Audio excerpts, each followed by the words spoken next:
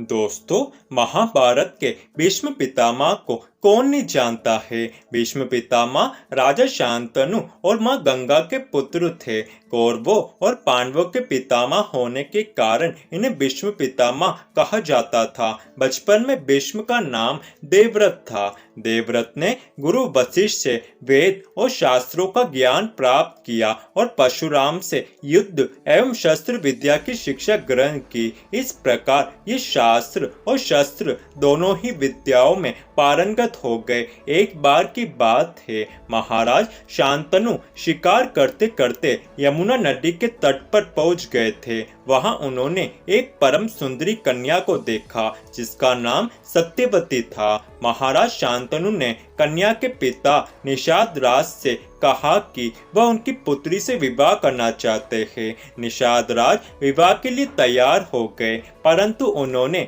एक वचन राजा से मांगा कि मृत्यु के बाद मेरी पुत्री का पुत्र ही राजगद्दी पर बैठेगा, गंगापुत्र देवव्रत नहीं। महाराज शांतनु को देवव्रत बहुत प्रिय थे और वे बड़े भी थे। उन्होंने निषाद राज की ये शर्त स्वीकार नहीं की और हस्तिनापुर लौट आए। हस्तिनापुर लौटने पर महाराज की दशा सोचनीय होती गई। वे बहुत परेशान दिखने लगे थे। देवव्रत ने अपने पिता की चिंता का कारण पता लगाया। जब उनको पूरी बात का पता चला तो वे निषाद राज के पास गए। उन्होंने निषाद राज से निवेदन किया कि वे अपनी पुत्री सत्यवती का विवाह उनके पिता से कर दे। तब निषाद राज ने देवव्रत से कहा कि मैं विवाह के लिए तो पहले भी तैयार था, लेकिन मैंने राजा शांतनु से एक वचन मांगा था, लेकिन राजा ने मुझे वह वचन देने से अस्वीकार कर दिया। ये सुनकर देवव्रत ने निषाद राज से पूछा कि आपने कौन सा वचन पिता महाराज से मांगा था। तब निषाद राज ने देवव्रत से कहा कि मैंने राजा से ये वचन मांगा था कि राजा की मृत्यु के बाद मेरी पुत्री का बड़ा बेटा ही राजगद्दी पे बैठेगा, लेकिन राजा ने ये वचन देने से मना कर दिया। ये सुन देवव्रत ने निषाद राज से कहा कि पिता महाराज ये वचन दे नहीं सकते थे, क्योंकि उन्होंने पहले ही मुझे युवराज घोषित कर दिया था, लेकिन युवराज होने के नाते मैं ये वचन दे सकता हूँ। इसलिए मैं आपको ये वचन देता हूँ कि राजा के बाद राजगद्दी पर आपकी पुत्री का ज्येष्ठ पुत्र ही बैठेगा। ये सुन निषाद राज ने देवव्रत से फिर कहा कि जिस तरह आपकी ओर से आपके पिता को वचन देने का अधिकार नहीं था, उसी तरह आपके अंश की ओर से आपको भी वचन देने का कोई अधिकार नहीं है।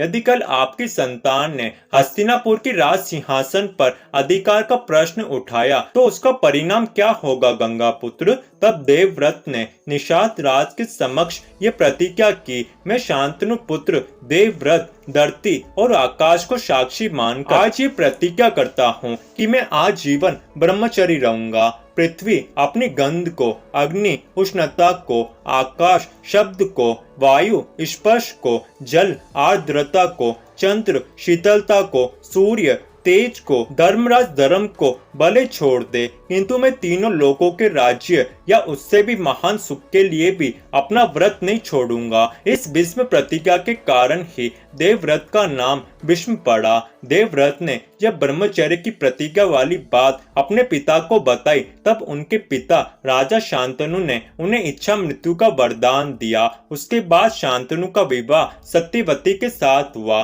सत्यवती के दो पुत्र हुए, एक का नाम था चित्रानगद और दूसरे का नाम था विचित्रवीर्य। शांतनु की मृत्यु के पश्चात चित्रानगद गद्दी पर बैठा, लेकिन जल्द ही उसकी मृत्यु हो गई। फिर दूसरा पुत्र सिंहासन पर बैठा और उसके दो पुत्र हुए। दृढ़ प्रतिज्ञ भीष्म ने एक बार जो प्रण किया उसका अंत तक निर्वाह किया। उनकी ये विशेषता थी कि वे जो प्रतिज्ञा कर लेते हैं उससे हटते नहीं थे। ऐसे अन्य उदाहरण भी उनके जीवन में देखने को मिलते हैं। जब महाभारत युद्ध शुरू हुआ तो भीष्म कौरवों की ओर थे और कृष्ण पांडवों की ओर थे। युद्ध के पूर्व श्री कृष्ण ने कहा, मैं केवल अर्जुन का सारथी रहूंगा, युद्ध नहीं करूंगा। भीष्म ने प्रतिज्ञा की कि मैं श्री कृष्ण को शस्त्र उठाने के लिए मजबूर कर दूंगा।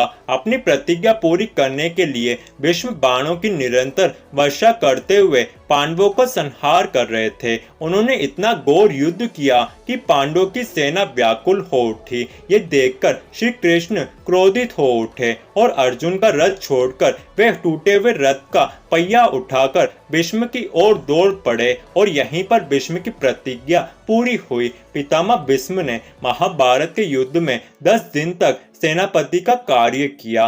पांडवों में कोई भी योद्धा ऐसा नहीं था जो भीष्म का सामना कर सके। जब पांडव हताश होने लगे तो श्री कृष्ण ने सलाह दी कि वे लोग भीष्म पितामह के पास जाए और उन्हीं से पूछे कि वे किस रीति से मारे जा सकते हैं। पांडव भीष्म पितामह के डेरे में गए। भीष्म ने आदर और स्नेह से उन्हें अपने पास बिठाया और आने का कारण पूछा। युधिष्ठिर ने कहा, पितामह हमें वह रीति बताए जिससे हम आपको युद्ध में पराजित कर सके। भीष्म ने उदारता पूर्वक कहा, युधिष्ठिर तुम्हारी सेना में शिखंडी नाम का द्रुपद नरेश का शूरवीर बेटा है। वह पूर्व जन्म में स्त्री था। मेरी दृष्टि में वह आज भी स्त्री है, इसलिए मैं उस पर शस्त्र नहीं चलाऊंगा। यदि शिखंडी को आगे करके अर्जुन मुझ पर बाण चलाए तो निस्संदेह तुम्हारी विजय होगी। अर्जुन ने वैसा ही किया। जब भीष्म रथ से गिरे तो उनके शरीर का रोम रोम बाणों से बिंध चुका था। उनका शरीर पृथ्वी पर नहीं गिरा बल्कि बाणों पर ही उठा रह गया। भीष्म ने घायल अवस्था में ही सूर्य के उत्तरायण होने तक अपने प्राण न त्यागने की प्रतिज्ञा की। शरण शैया पर पड़े हुए भीष्म ने युधिष्ठिर को ज्ञान, वैराग्य, धर्म एवं नीति का उपदेश दिया और सूर्य के उत्तरायण होने पर अपने प्राणों का त्याग किया। संसार के इतिहास में भीष्म के समान दूसरा चरित्र मिलना असंभव है।